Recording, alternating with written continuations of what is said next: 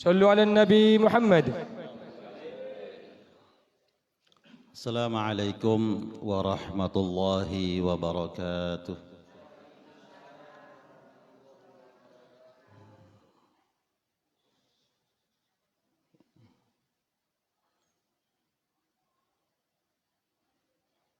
الفاتحة.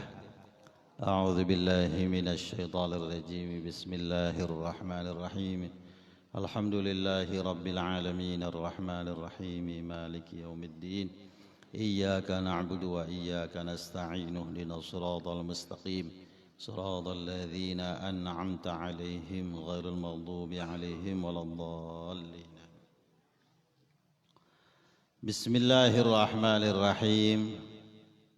الحمد لله رب العالمين وبه نستعين على أمور الدنيا والدين، والصلاة والسلام على أشرف الأنبياء والمرسلين سيدنا ومولانا محمد وعلى آله وصحبه أجمعين. أما بعد. Hadirin wal hadirat yang dimuliakan Allah Subhanahu wa taala, amin ya rabbal alamin. Puji syukur kehadirat Allah Subhanahu wa taala kembali pada malam yang barakah ini di tempat yang mulia, masjid di bulan yang mulia yaitu bulan Muharram.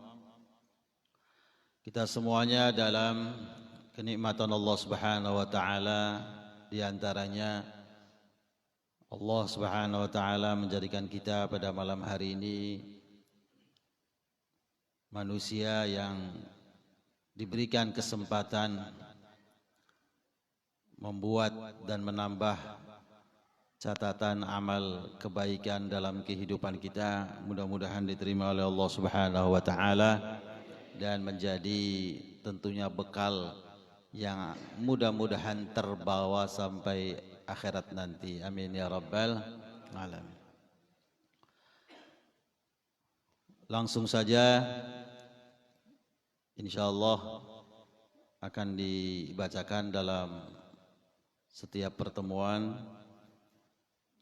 yaitu hadis-hadis Nabi Muhammad sallallahu alaihi wasallam yang terkumpulkan di dalam kitab Al-Arba'in An-Nawawiyah. Dan pada malam hari ini kita memasuki hadis yang pertama.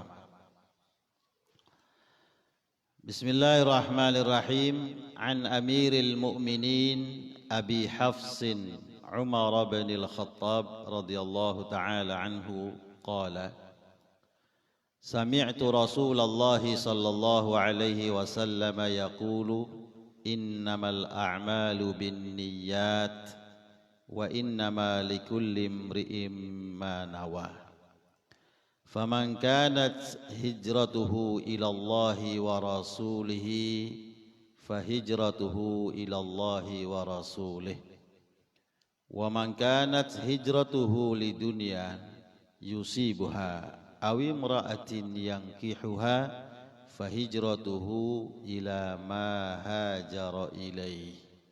Rawahul Bukhari wa Muslim. Hadis yang pertama yaitu hadis yang diriwayatkan dari sahabat Rasulullah sallallahu alaihi wasallam, Amirul Mukminin Umar bin Khattab, khalifah yang kedua.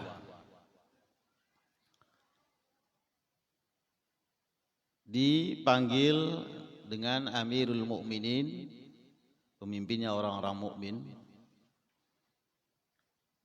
Yang sebelumnya khalifah yang pertama itu dipanggil dengan khalifah, yaitu sahabat Abu Bakar. Jadi pada saat kepemimpinan sahabat Abu Bakar, orang-orang mukmin itu memanggil khalifah Rasulillah. Jadi kalau manggil sahabat Abu Bakar, wahai khalifahnya Rasulullah, ya khalifah Rasulillah, yang artinya wahai penggantinya Rasulullah. Kemudian setelah sahabat Abu Bakar, kemudian kepemimpinan dilanjutkan oleh sahabat Umar, khalifah yang kedua. Sahabat Umar penggantinya sahabat Abu Bakar. Jadi kalau mau dipanggil, wahai khalifahnya Rasulullah. Wahai penggantinya Rasulullah. Kalau sahabat sahabat Abu Bakar, wahai penggantinya Rasulullah. Sahabat Umar, wahai penggantinya Rasulullah. Atau diungkapkan dalam panggilan dalam bahasa Arab, ya khalifati Rasulillah. Dan ini nanti kalau khalifah yang ketiga ya akan triple ini. Wahai penggantinya Rasul. Wah, yang dipanggilnya sudah jauh nanti. Oleh karena itu pada masa sahabat Umar yang sempat dipanggil wahai penggantinya Rasulullah atau ya khalifata Rasulillah, kemudian diubah supaya tidak berlanjut nantinya, khalifah ketiga akan tambah panjang lagi. Kemudian dipanggil dengan Amirul Mukminin. Ya, jadi yang pertama dipanggil Amirul Mukminin. Untuk selanjutnya semuanya ya Amirul Mukminin. Kemudian ketika Khalifah Utsman bin Affan sudah pakai Amirul Mukminin. Sayyidina Ali juga Amirul Mukminin. Sahabat Umar bin Khattab, tentu namanya adalah Umar bin Khattab. Beliau dipanggil dengan nama kunyahnya Abu Hafs.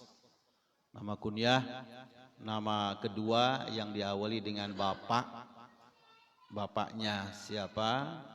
Kalau perempuan ibu, ini juga sebenarnya berlaku di Indonesia, di Jawa. Ibu-ibu juga mungkin dipanggil sama teman-temannya, kan dipanggilnya kadang ibu siapa gitu ya. Hah? Kalau ibu-ibu punya anak namanya siapa? Maryam. Ibu Maryam mau kemana? Gitu ya. Bapak juga siapa? Sama. Tidak dipanggil nama aslinya, tapi bapak dengan disebut anaknya. Ya. Ini sahabat Umar Abu Hafs. Hafs ini bukan berarti anaknya, karena Hafs sendiri artinya macan.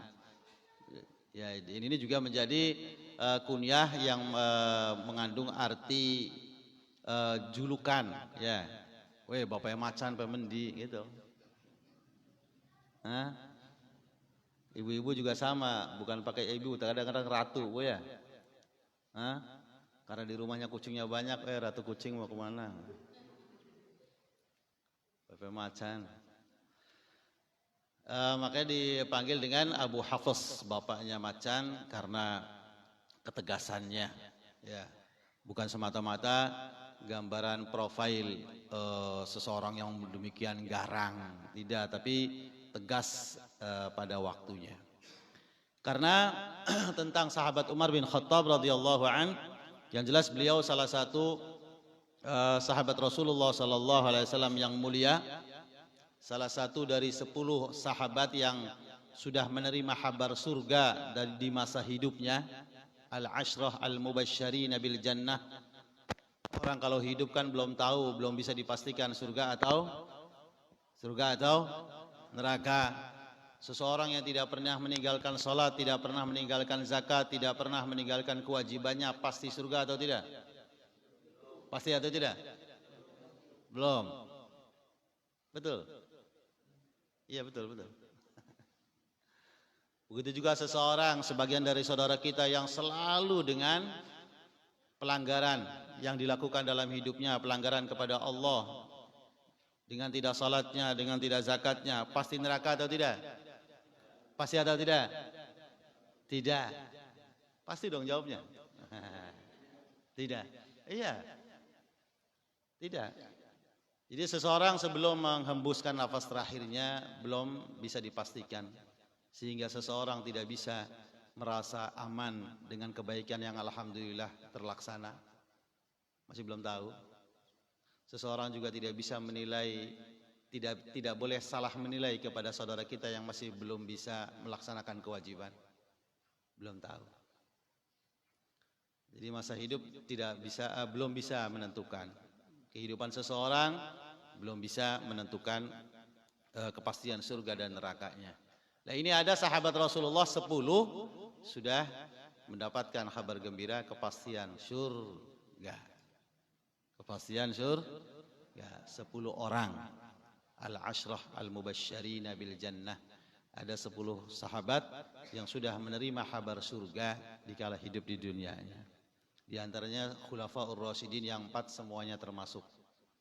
Sahabat Abu Bakar, Umar, Utsman, Ali. Semuanya ada di satu hari, di satu majelis. Itu Rasulullah menyampaikan siapa yang ingin surga. Tapi yang nyampein Rasulullah ya.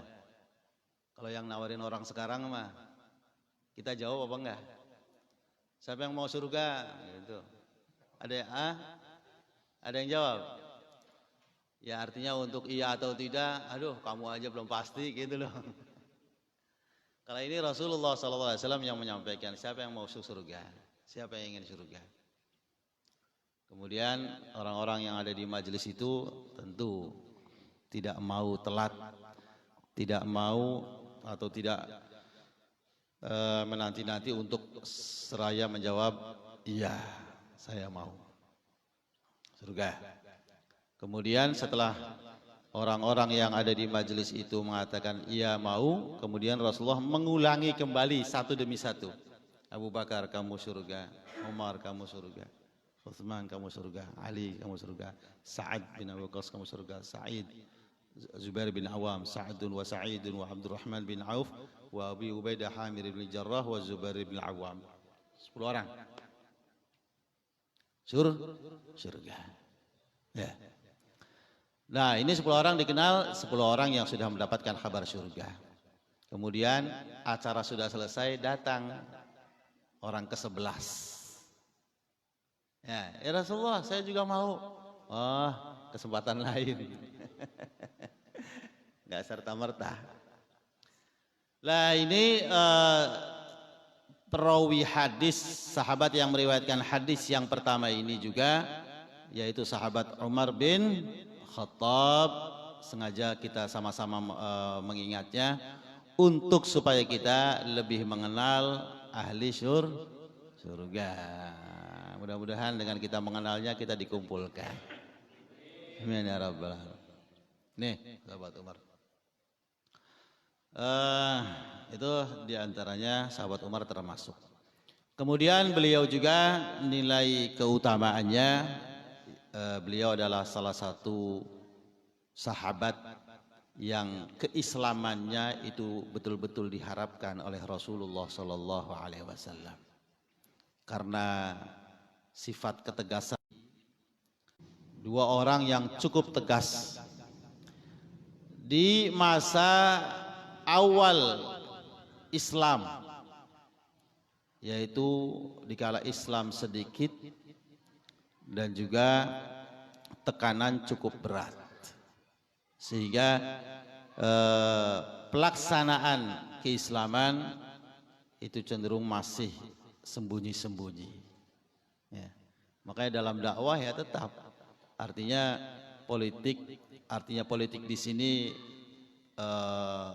aturan yaitu harus difikirkan bagaimana supaya kuat, bagaimana itu yang tentunya ya semuanya ketentuan Allah Subhanahu wa ta'ala. Ini Rasulullah SAW melihat dua orang yang tegas ini, mengharapkan ini salah satunya masuk Islam.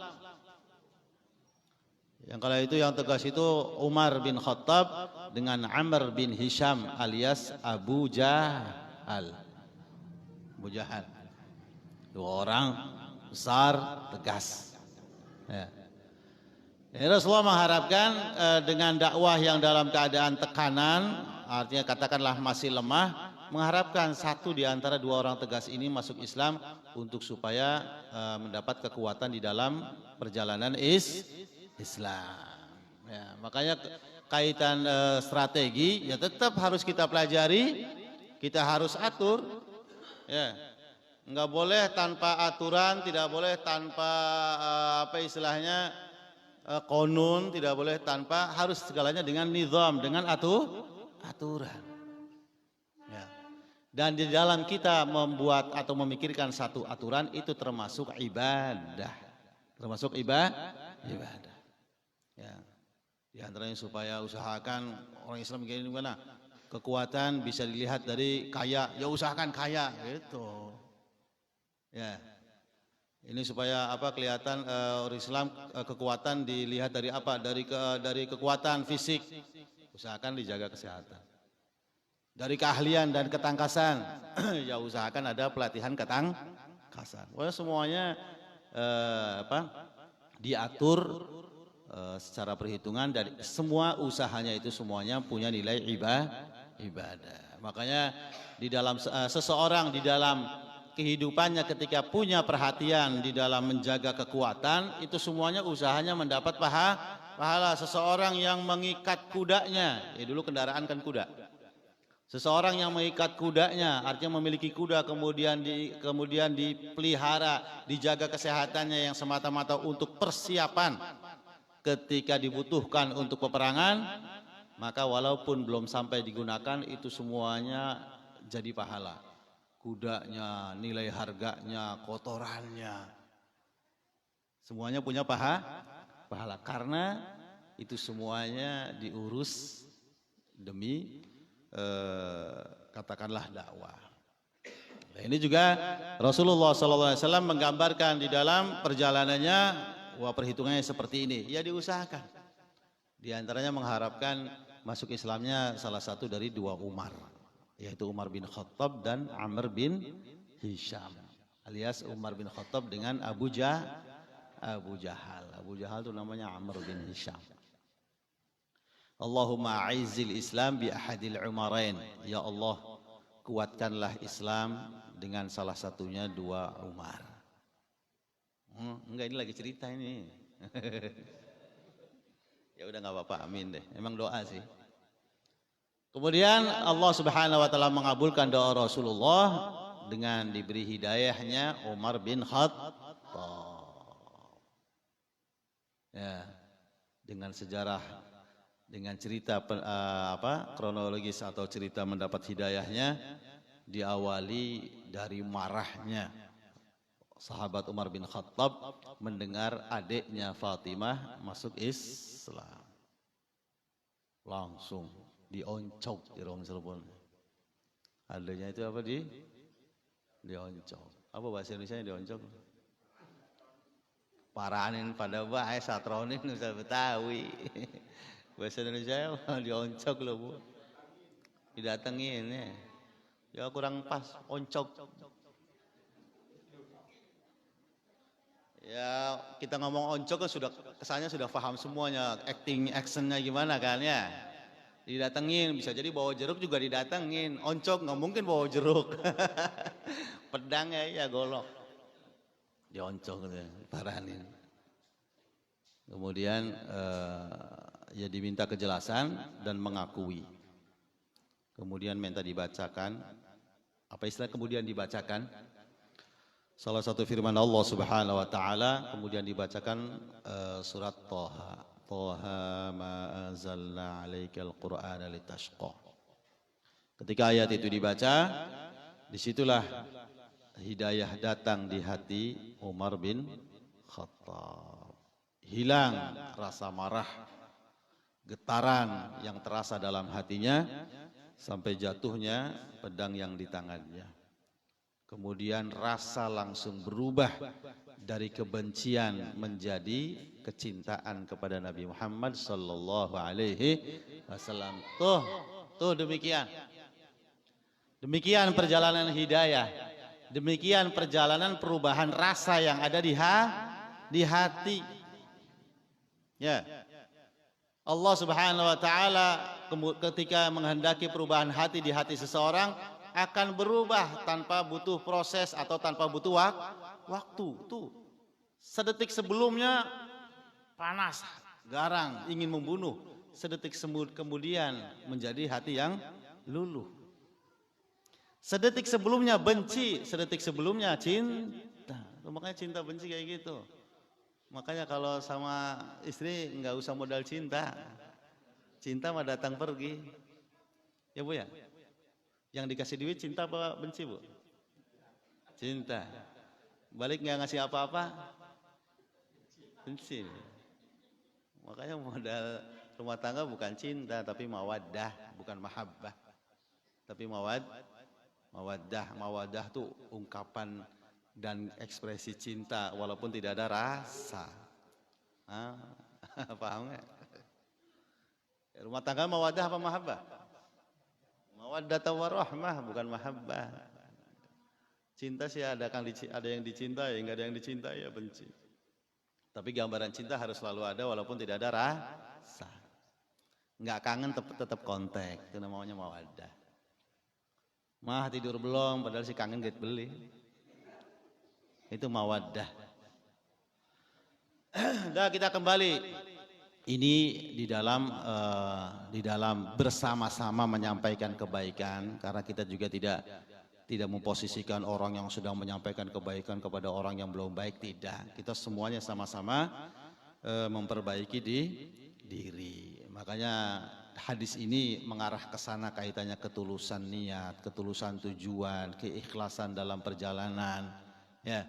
Karena ketika benarnya cara di dalam menyampaikan kebaikan, Allah Subhanahu wa taala menerima ibadah tersebut, sangat tidak sulit Allah merubah hati seseorang yang tadinya sangat benci menjadi sangat cinta, sebagaimana yang digambarkan oleh sahabat Umar bin Khattab yang tadinya ingin mendatangi Rasulullah, ingin membunuh, langsung berubah ingin menjadi penganutnya. Oleh karena itu sahabat Umar bin Khattab setelah dari rumah adiknya langsung minta ditunjukkan di mana Rasulullah berada sekarang. Ada sahabat-sahabat lain yang mendengar Umar mencari Rasulullah langsung takut. Kenapa? Rasulullah dalam ancaman. Itu karena apa ya? Karena ya tadi semuanya orang-orang tahu ini sahabat Umar datang tuh lagi garang-garangnya. Ya, seseorang yang dalam usaha ingin membunuh orang lain. Makanya takut mencari Rasulullah. Tetapi tidak ada yang berani menyembunyikan. Ketika ditanya di mana Rasulullah berada, nggak ada yang berani menyembunyikan. Akhirnya dikasih tahu. Setelah sampai di rumah di mana Rasulullah ada di dalamnya, diketuk pintu, kemudian sahabat yang di dalam menyampaikan kepada Rasulullah, Umar ada di luar. Gemeter semua itu sahabat. Kenapa? Aduh, habis Rasulullah. Tapi Rasulullah SAW mengetahui tentunya dengan wahyu dari Allah Subhanahu Wa Taala akan telah mendapatkan hidayahnya sahabat Umar. Makanya Rasulullah tenang, sudah bukakan pintunya, persilahkan dia masuk.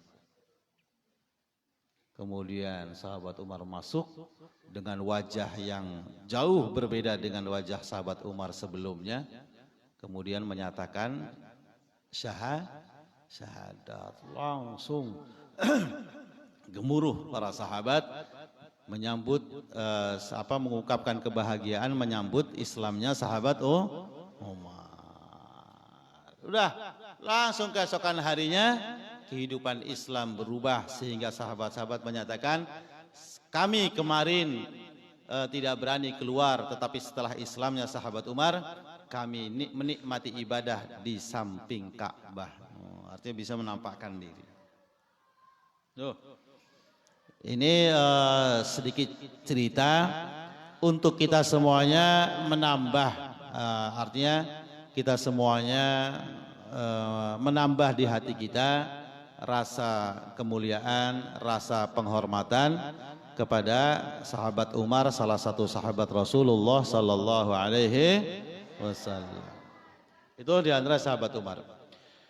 Beliau seseorang yang mungkin sering orang-orang mendengar beliau adalah sosok yang galak gitu ya, garang gitu. Padahal berbicara kelembutan hati seseorang, sahabat Umar termasuk salah satu orang yang sangat lembut hatinya. Ya, berbicara kasih sayang yang ada di hati seseorang, sahabat Umar ini salah satu orang yang memiliki kasih sayang yang sangat tinggi. Jadi kaitan garang, kaitan galak itu pada tempatnya. Ketika betul-betul harus membedakan antara hak dan batil, itu betul-betul sangat tegas menjunjung hak dan tidak membela kebatilan. Tapi kalau berbicara kaitannya kasih sayang, kelembutan hati, Masya Allah, sahabat Umar ini jarang bisa tidur. Apalagi setelah beliau menjadi pemimpin. Kenapa? Karena dari tingginya kasih sayang kepada umat Rasulullah. Sehingga beliau tidak bisa tidur. Kalau mau tidur siang takut meninggalkan haknya memperhatikan umat Rasulullah. Kalau saya tidur siang hari takut ada yang sedang lapar, saya tidak tahu. Takut ada yang sedang butuh, saya tidak tahu. Makanya nggak berani tidur. Kalau kita sebaliknya, kalau ada orang lagi butuh pura-pura tidur.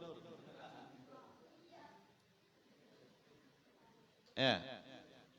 Sahabat Umar nggak berani tidur siang hari. Takut ada yang terlewatkan untuk memperhatikan umat Rasul. Di malam hari juga nggak berani tidur. Kenapa? Kalau malam hari saya tidur, ya saya menyia-nyiakan hak saya kepada Allah Subhanahu wa Ta'ala. Hak saya kepada Allah tentunya di malam hari. Kalau saya tidur, saya kurang memperhatikan hak diri saya. Untuk menangis di hadapannya, untuk meminta ampun di hadapannya, untuk beristighfar di hadapannya. Ya. Kalau di siang hari enggak berani tidur, takut menyia-nyiakan umat Rasul. Oh, sangat tinggi sekali kasih sayangnya. Ya. Bahkan beliau ketika menjadi pemimpin itu pernah di satu hari beliau di rumahnya itu bercanda sama anak sama cucunya masa kecil. Candaannya ya pada bewang Cirebon, gelelengan nanti dinaikin sama cucunya gitu ya. Naikin perutnya sama cucunya. Nah, kemudian ketika sedang bercanda dengan cucunya sampai dinaikin gitu. Kemudian ada salah satu pejabat dalam kepemerintahannya datang ke rumah sahabat Umar. Kemudian ketika masuk melihat sahabat Umar yang kala itu sudah menjadi pemimpin, dibiarkan diijak-ijak oleh cucunya. Pastilah lagi bercanda. Cucunya sampai injak-injak perut gitu.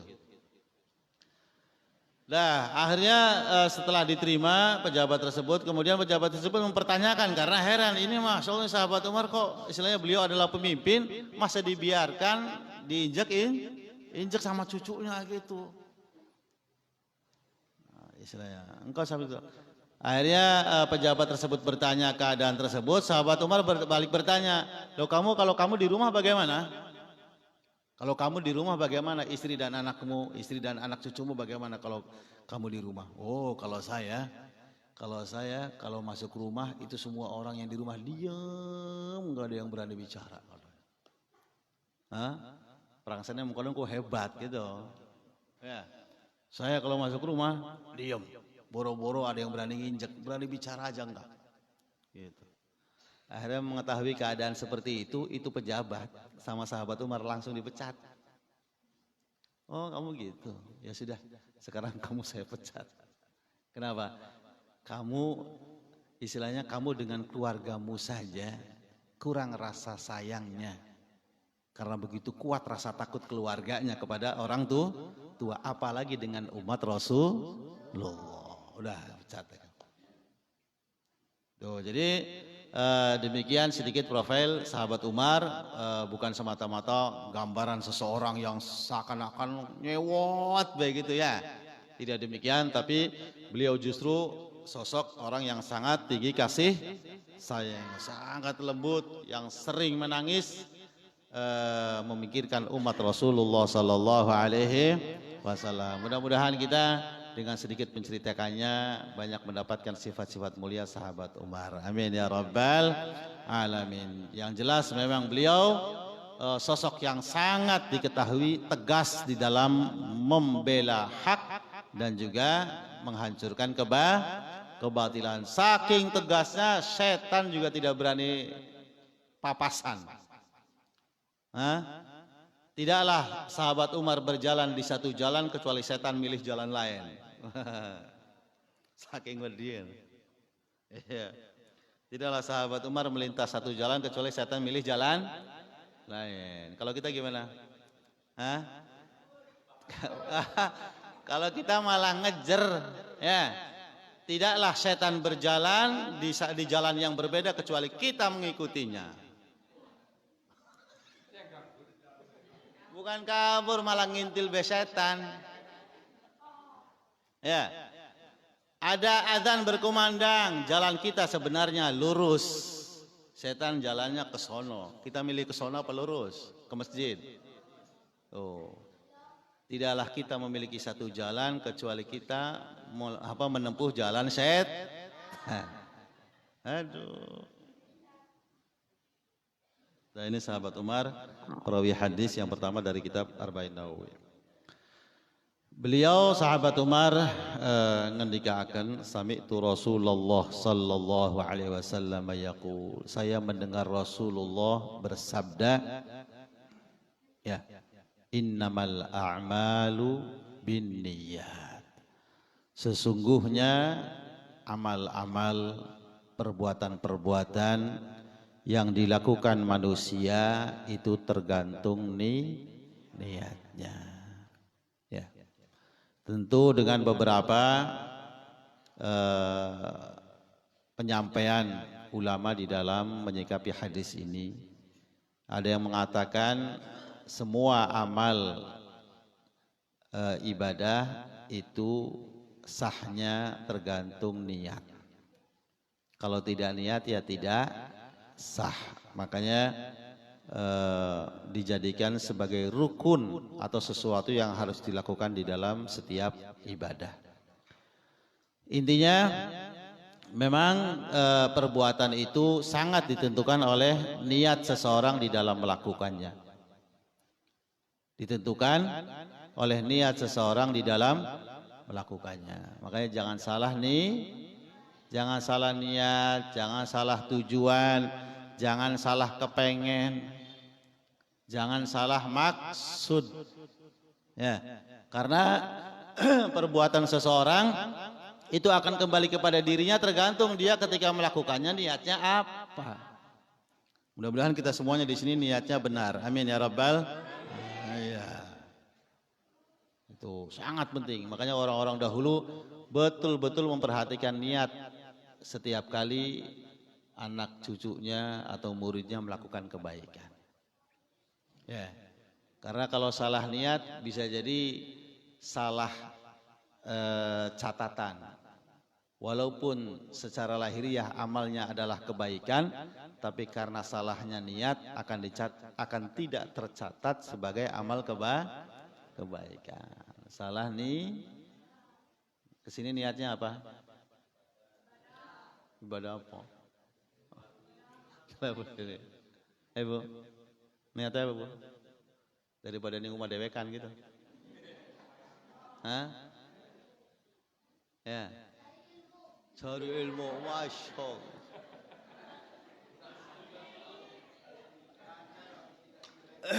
Iya betul ini ya. Hah? Jadi kita nih catatannya di buku pas dibuka di akhirat nanti beda-beda. Beda-beda. Niat menentukan nilai perbuatan seseorang. Nanti akan disampaikan oleh Rasulullah salah satu contohnya atau sebagian dari contohnya, hakikat perbuatan itu sendiri di akhirat nanti kebaikan atau bukan ditentukan dengan salah niat ya akan beda finishnya nilai niat ya. Kalau ada pengantenan kondangan apa enggak, berangkat kondangan apa enggak, niatnya apa?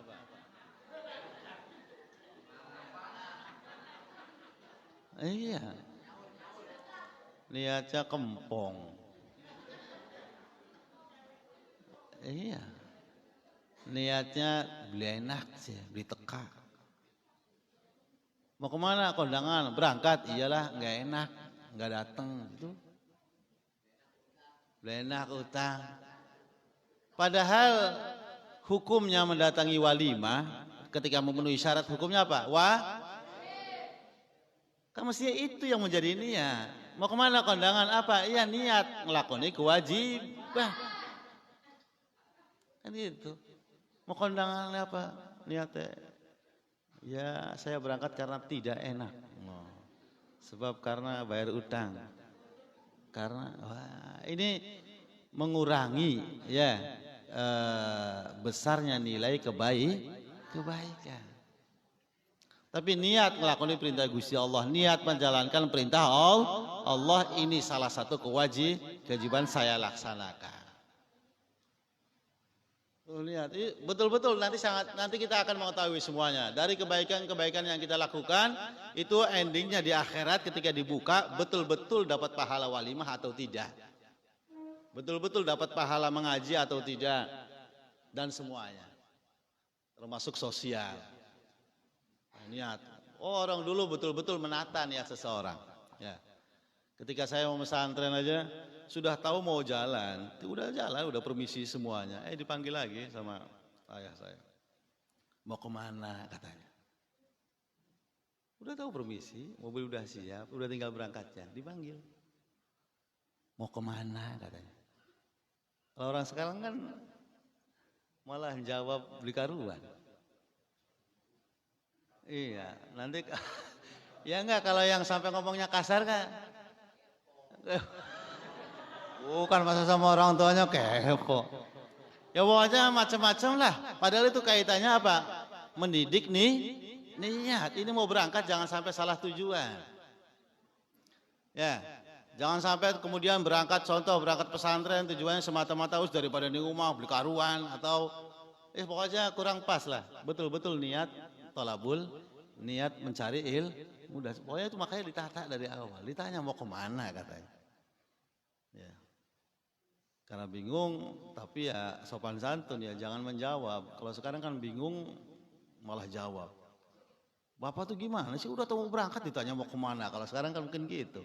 Padahal itu orang tua sedang menata ditanya mau kemana. Kata.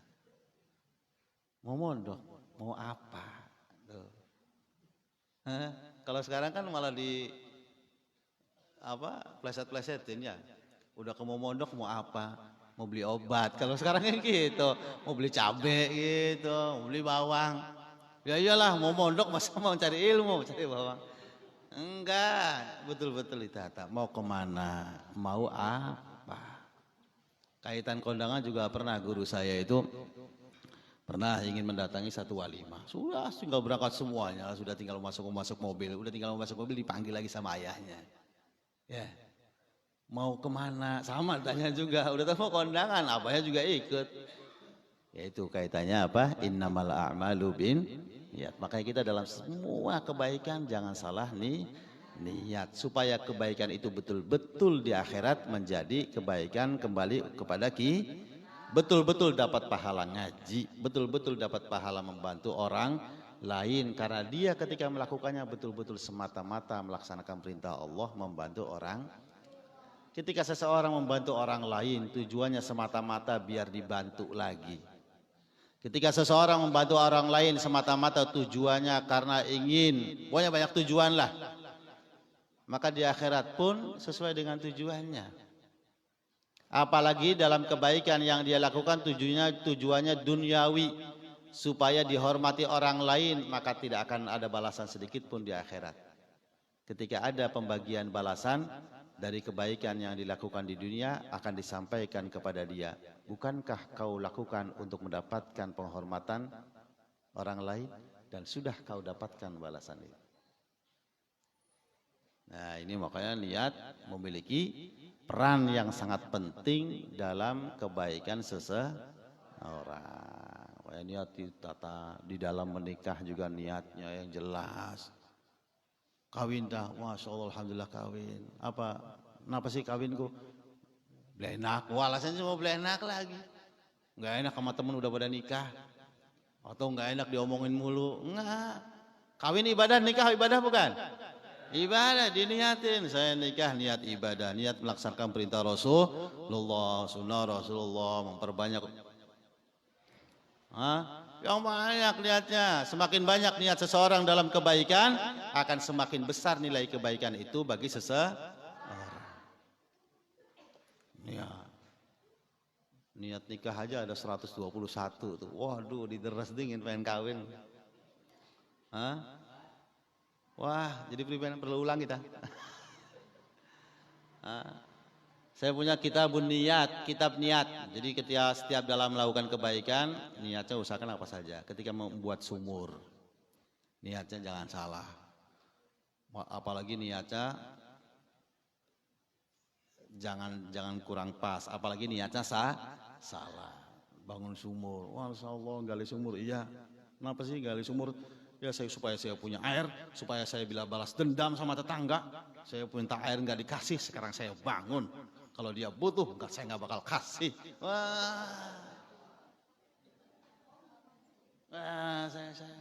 Niat yang besar. Walaupun tidak terjadi, insya Allah niatan itu tetap menjadi amal baik. Saya bangun sumur, ya Allah, saya niatkan untuk menutupi kebutuhan keluarga, kebutuhan orang lain, kebutuhan umat Rasulullah yang membutuhkan air, kebutuhan binatang, kebutuhan tumbuhan. Ya, bangun. Maka itu semuanya dapat dari situ sumur ini menjadi amal yang besar. Bangun rumah juga sama. Ini niatin yang banyak. Dari niat-niat yang wajib dan niat-niat yang sunnah. Menjaga aurat keluarga, mengindahkan ibadah sunnah, menjaga badan keluarga dari panas dan hujan. Diniatin. Setiap kebaikan usahakan penuh niat. Kayak kesini nih, niatnya bisa banyak ini. Niat apa? Mengaji. Niat apa? Mensyukuri waktu. Niat apa? Mensyukuri usia. Niat apa? Silaturahmi. Niat apa? Melihat sama muslim, doa. Banyak nih. Niat apa? Jabur. Ya wis Bapak.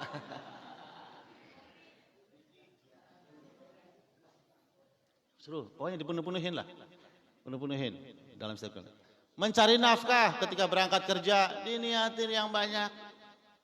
Niat melaksanakan kewajiban Allah, niat mensejahterakan keluarga, niat melaksanakan kewajiban nafkah, niat memperhatikan umat Rasulullah, karena walau bagaimanapun istri dan anak adalah umat Rasulullah.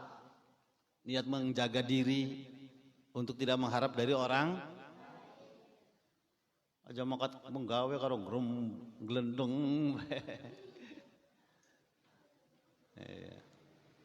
Dah tuh.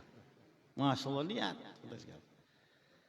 Famangkan wali innama likulli imri'in ma nawa, dan bagi setiap manusia itu apa niatnya. Makanya tadi perbuatan itu tergantung niat, ibadah sahnya dengan niat, dan perbuatan manusia juga tergantung niatnya. Ini juga sama kaitannya dengan keterangan yang awal. Rasulullah memberikan satu contoh. Faman kanat hijratuhu ilallahi wa rasulihi fahijratuhu ilallahi wa rasulihi. Wa man kanat hijratuhu lidunyan yusibuha aw imra'atin yankihuha fahijratuhu ila ma hajara ilaih. Rasulullah memberikan satu contoh amal kebaikan yang sangat besar, yaitu hijrah. Apa? Hijrah. Hijrah satu gambaran amal kebaikan yang sangat besar. Besar perjuangannya, besar perjalanannya, pokoknya sangat berat sekali. Karena hijrah adalah keluar dari tanah air. Hijrah keluar dari daerahnya. Hijrah yaitu meninggalkan rumahnya. Hijrah itu meninggalkan keluarganya yang tidak mau ikut. Hijrah meninggalkan hartanya. Ini waktu peristiwa hijrah, itu diantara beberapa poin pengorbanan yang dilakukan oleh para sahabat. Keluar dari kota Mekah menuju Madinah. Yang ditinggalkan apa? Ya tanah airnya, tanah kelahirannya, rumahnya, hartanya, keluarganya yang tidak bisa ikut atau tidak bisa ikut lah. Banyak pengorbanan yang dilakukan dalam peristiwa hijrah dengan perjalanan yang tidak ringan. berapa ratus kilo, 450 kilo. Berat sekali. Orang yang melakukannya, ya sudah berarti orang ini betul-betul ibadah kepada Allah. Ya. Pengorbanan segitu beratnya, kok dia berangkat, kok dia ikut, ini kira-kira orang betul-betul ibadah apa enggak? Hah? Orang ini berarti betul-betul berkorban atau tidak? Pasti apa enggak? Ternyata Rasulullah mengingatkan, awas aja salah nih. Apalagi yang enak kayak gini, kumpul, adem, jabur, wah. Yang pengorbanan besar saja, itu tidak dipastikan orang ini benar niatnya. Tetap Rasulullah mengingatkan, awas jangan salah niat. Itu. Makanya Rasulullah mengingatkan, awas barang siapa yang hijrah, dia ikut berkorban dalam peristiwa hijrah, dan niatnya karena Allah dan Rasulnya, maka pengorbanan itu sampai kepada Allah dan Rasulnya dinilai ibadah hijrah. Tapi barang siapa seseorang yang ikut dalam pengorbanan peristiwa hijrah, tapi dalam pelaksanaannya dia punya niat yang lain, maka segala pengorbanannya hanya sampai kepada niatnya saja, yaitu duniawi. Barang siapa yang hijrahnya karena dunia, atau seorang wanita yang ingin dinikahi, maka nilai hijrahnya itu sampai niatnya saja, yaitu wanita. Berarti ketika malaikat membagi pahala hijrah, ini orang yang salah niat yang nggak dapat. Kenapa?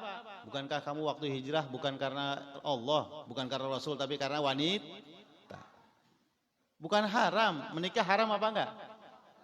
Enggak, tapi jadi tujuan dalam hijrahnya otomatis hanya dapat nikahnya saja. Dan ini ternyata terjadi di salah satu sahabat yang ikut hijrah tersebut. Jadi dalam peristiwa hijrah tersebut ternyata ada salah satu sahabat yang memang ikut hijrah karena wanita. Ya. Jadi ada salah satu sahabat itu senang dengan seorang wanita, artinya dengan sahabat wanita. Kemudian yang laki-laki yang menyampaikan maksud untuk menikahinya. Ya, ini sahabat wanitanya juga senang. Tetapi yang sahabat wanita ini mengatakan, saya mau dinikahin, tapi syaratnya satu, apa? Di Madinah. Saya mau dinikahin tapi alias harus hijrah. Ya. Wanitanya namanya Umrul Qais. Umrul Qais. Ummu Qais. Bukan Umrul Qais. Ummu Qais. Lah akhirnya Ummu Qais ikut hijrah, dan Ummu Qais mau dinikahi oleh sahabat yang sahabat Rasulullah ini, asalkan nanti di Madinah. Sehingga sahabat yang laki ini ikut hijrah. Ikut hijrah berarti tujuan hijrahnya apa? Tujuan hijrahnya supaya bisa menikahi Ummu Qais di Madinah. Lalu itu di tengah perjalanan kemudian mendapatkan riwayat hadis ini, di mana ada peringatan dari Rasulullah dalam hijrah, jangan salah nih. Akhirnya sahabat laki ini taubat kepada Allah. Ya Allah, kalau orang sekarang bilang mah ini hadis gue banget ini. Ini hadis saya ini. Rasulullah mengingatkan, awas hijrahnya jangan salah niat. Kalau ikut hijrah tapi niatnya wanita, maka pahala hijrahnya enggak dapat. Gitu. Akhirnya sahabat ini langsung merasa terpukul. Kemudian taubat. Ini juga salah satu gambaran seseorang itu bisa menghentikan kesalahan di tengah jalan, kemudian berubah kepada jalan yang benar, dan itu semuanya akan benar. Kayak pernikahan kita ini, barangkali kurang niat, ya udah tengah-tengah niat lagi deh, nggak usah ngulangin lagi nih kayaknya. Barangkali yang dulu niatnya kurang, niat lagi, ya Allah saya ini dalam rumah tangga ini yang pertama, niatin lagi. Boleh. Ini sahabat ini juga taubat di tengah jalan. Akhirnya merubah niatnya, perjalanan hijrahnya ini semata-mata melaksanakan perintah Allah dan Rasulnya. Rasulullah, dirubah niatnya. Urusan Ummu Qais udah deh, apa kata nanti gitu. Ya. Kemudian setelah bertobat, sahabat ini merasa, ini berarti Rasulullah tahu ini saya ini yang salah niat. Hah? Rasulullah tahu saya salah nih niat, apalagi urusannya cewek lagi kan gitu ya. Apa kata dunia nanti kalau disampaikan di depan sahabat yang lain? Iyalah. Akhirnya beliau merasa ini aib, ya. Dan beliau sahabat ini berdoa kepada Allah, mengharapkan kepada Allah, Allah menutup aibnya. Usahakan jangan ada yang tahu. Akhirnya beliau setelah taubat kemudian memohon kepada Allah menutup aibnya dengan memperbanyak asma Allah, ya Sattar.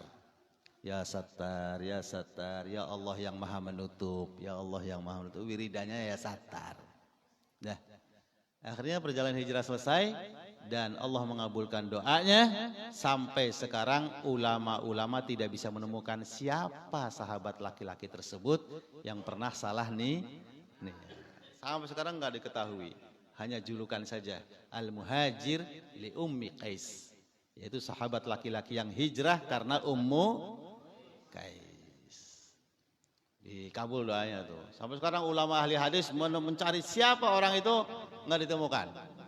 Tapi kalau dalam beberapa riwayat hadis yang lain, ketika ada nama seseorang ada laki-laki atau ada perempuan, itu ulama ahli hadis bisa menelusuri, bisa meneliti siapa dia. Karena ada hadis, ada orang dari desa ke masjid kencing di tengah masjid, orang aja, seseorang laki-laki dari desa. Ulama mencari, meneliti, ketemu siapa dia namanya. Kemudian ketika Rasulullah salat, kemudian Allah jadikan Rasulullah lupa rakaat. Kemudian ada seseorang yang dijuluki sebagai Dzulyadain, memiliki dua tangan karena panjang dan sebagainya. Ulama ahli hadis menelusuri, meneliti, ketemu siapa dia. Dalam beberapa hadis ketika ada cerita datang seorang laki-laki, datang seorang wanita, maka ahli hadis bisa meneliti siapa orang tersebut. Tapi dalam kaitannya peristiwa hijrah, seseorang yang salah niat, sampai sekarang ulama ahli hadis tidak menemukan siapa di. Allah mengabulkan doanya. Udah, kita nanti ketemunya di akhirat aja. Mana ini Muhajir Ummu Qais ini ya. Ahli surga beliau. Dah. Itu hadis yang pertama. Yang kesimpulannya, yang pertama, kita menambah kemuliaan dan penghormatan kita kepada sahabat Umar bin Khattab radhiyallahu anhu dengan kemuliaan-kemuliaan yang Allah berikan kepadanya. Kemudian yang kedua, kita usahakan selalu menata niat di dalam setiap kebaikan yang kita lakukan. Menata nih. Yang kedua, berusaha memperbanyak niat dalam setiap kebaikan yang kita lakukan. Seperti kebaikan pada malam hari ini, bisa 2, 3, 4, 5 niat kita sisipkan ketika kita melakukannya. Ya Allah, saya keluar dari rumah ke masjid. Yang pertama niat kumpul sahabat sesama muslim. Yang kedua silaturahmi, yang ketiga talabul ilmi, yang keempat iktikaf, yang banyak keluar. Jadi yang pertama jangan salah niat, yang kedua memperbanyak niat dalam setiap kebaikan. Itu diantara sebagian dari kesimpulan hadis tentang niat, hadis yang sangat utama yang ulama mengatakan hadis ini nilainya separuh dari ilmu, nisful ilmi. Itulah hadirin wal hadirat, bapak-bapak, ibu-ibu, adik-adik sekalian yang dirahmati oleh Allah Subhanahu wa taala, penyampaian hadis yang pertama kiranya sampai di sini, sedikit banyaknya mudah-mudahan bermanfaat dan saya akhiri. Dipersilahkan 5 menit barangkali ada interaksi. Monggo. Dipersilakan kepada bapak-bapak 2 pertanyaan, ibu-ibu 1. Barangkali ada yang ingin nanya, monggo dipersilakan. Silakan ngacungkan tangan, ibu. Pengen nanya?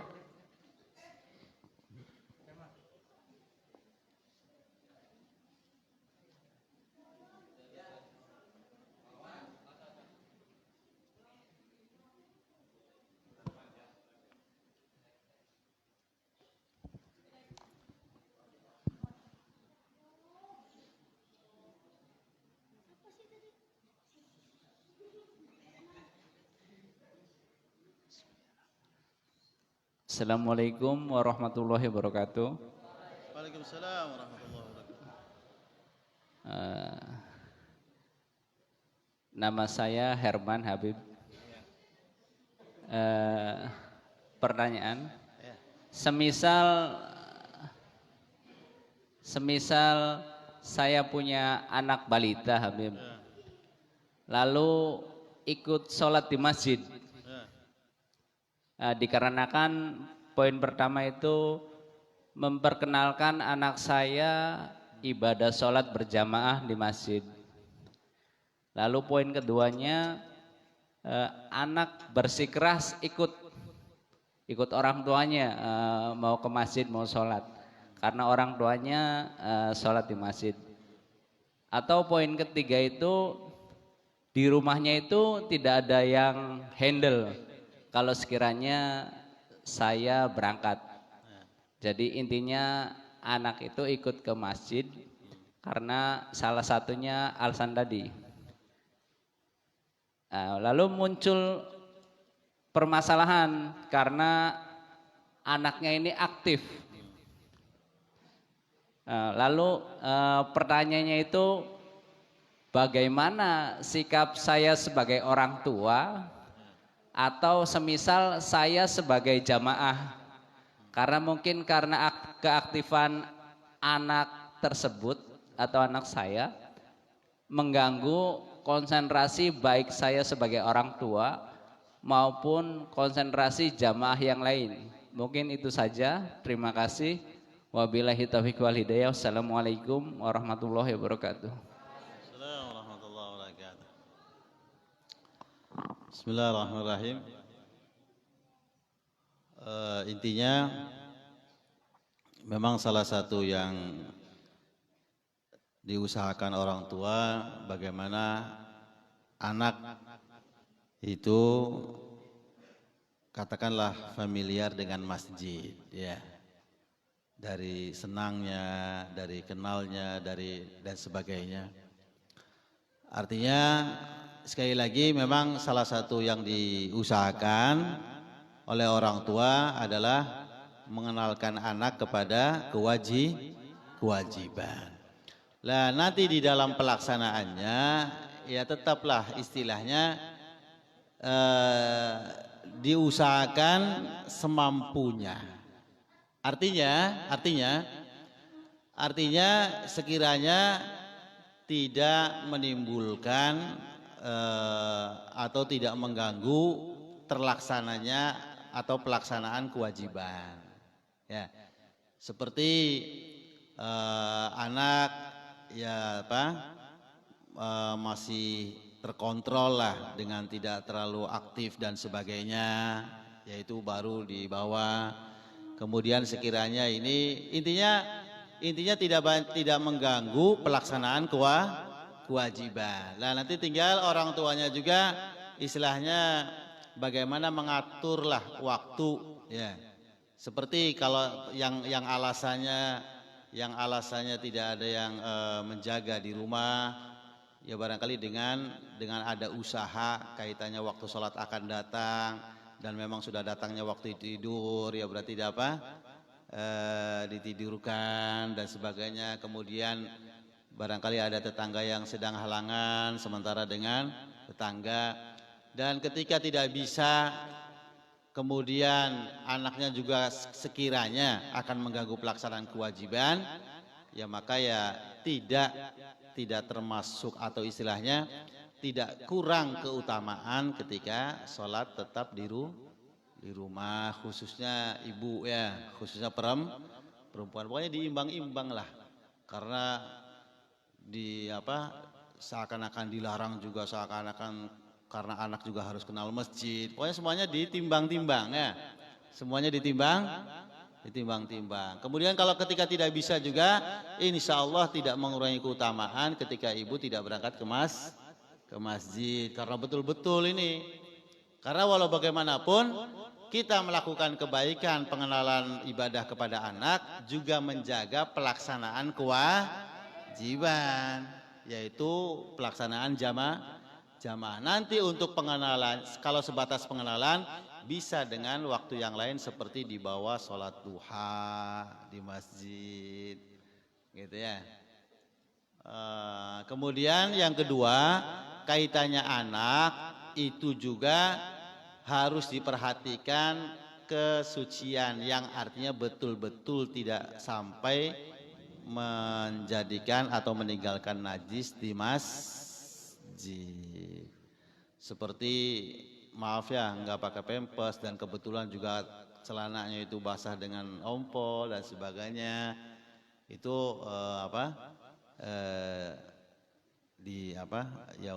untuk tidak dibawa dan seterusnya lah. Karena ya istilahnya saya jawaban juga tidak iya dan tidak, karena semuanya istilahnya kebijaksanaan lah, ditimbang-timbang. Bukan berarti jangan karena ini, sedangkan anak sendiri butuh diperkenalkan dengan mas. Ketika ada kesempatan dibawa dengan keadaan anak yang terkontrol dan sebagainya.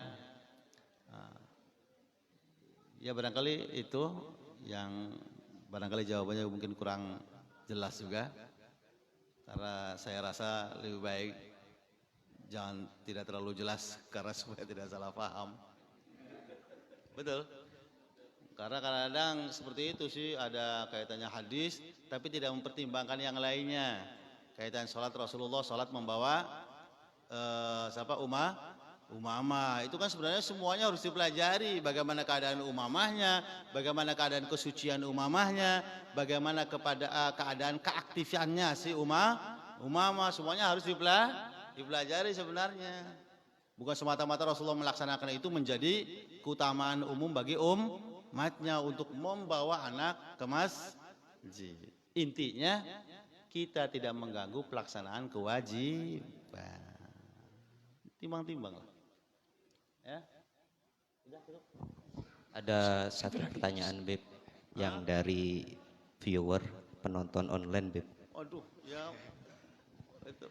Dari hamba Allah. Assalamualaikum Beb, boleh nanya, misalkan ada tetangga yang menanam buah-buahan tapi nanamnya itu di tanah milik nenek kami.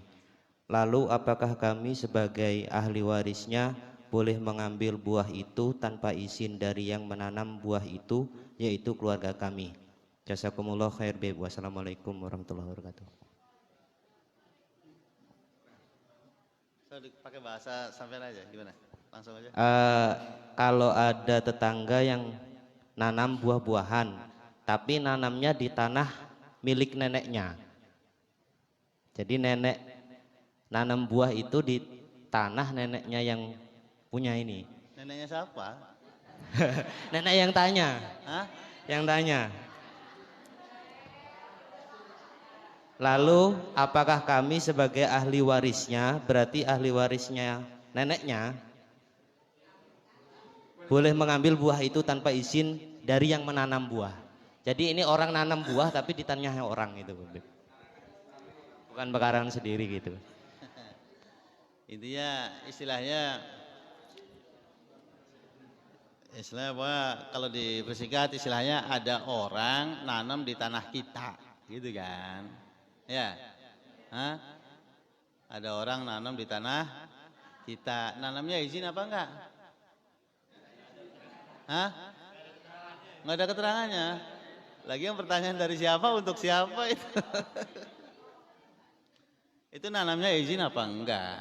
Ya, kalau nanamnya enggak izin, yaitu pemilik tanah itu istilahnya memerintahkan bisa dengan paksa untuk mengambil tanamannya. Ya, sebenarnya dari awal itu ketika diketahui dia menanam di tanah kita, yaitu dari awal sudah mempersilahkan atau memerintahkan untuk mengambil kembali. Ini tanah saya, ambil lagi bijinya. Dari mulai biji, ini mah berarti udah nyampe gede dibiarin ya. Makanya banyak pertanyaan lagi sebenarnya dari saya. Nah, jadi tanpa izin. Ya. Ketika tanpa izin, yaitu intinya sebenarnya pemilik tanah itu harus sudah memberikan pilihan dari awal dia mengetahui untuk pemilik pohon itu mengambil kembali karena ini pohon kamu di tanah saya. Kemudian kalau dibiarkan dan seterusnya kaitannya seakan-akan memberikan izin, ya berarti pemilik tanah ya tetap minta izin kepada pemilik pohon. Kalau sekiranya pemilik tanah itu secara tidak langsung memberikan izin orang lain menanam di tanah sendiri atau tanah kita. Untuk hati-hati ya gitu, makanya itu pemilik pohonnya masih ada nggak? Makanya ini banyak nih. Kalau pemilik pohonnya masih ada, ya sudah pokoknya ngobrol lah. Kalau enggak dan sebagainya ya sudah. Enggak, janganlah, enggak boleh. Ya sudah ambil lagi pohonnya sana. Gagian dikeduk. Gagian diambil. Aja salahnya. Kesimpulannya orangnya pemilik pohon masih ada, dibicarakan status pohon. Kemudian kaitannya memakan, memang paling aman itu meminta izin. Ya, lepas dari masalah sebenarnya dia halal atau tidak memakannya, nanti dari fikih sih ada pembahasan, boleh. Ya, cuma sekali lagi kaitan kemurnian itu tetap minta izin atau ada pembicaraan dengan pemilik pohon untuk ditebang dan seterusnya. Kiranya itu yang bisa saya sampaikan, sedikit banyaknya mudah-mudahan bermanfaat.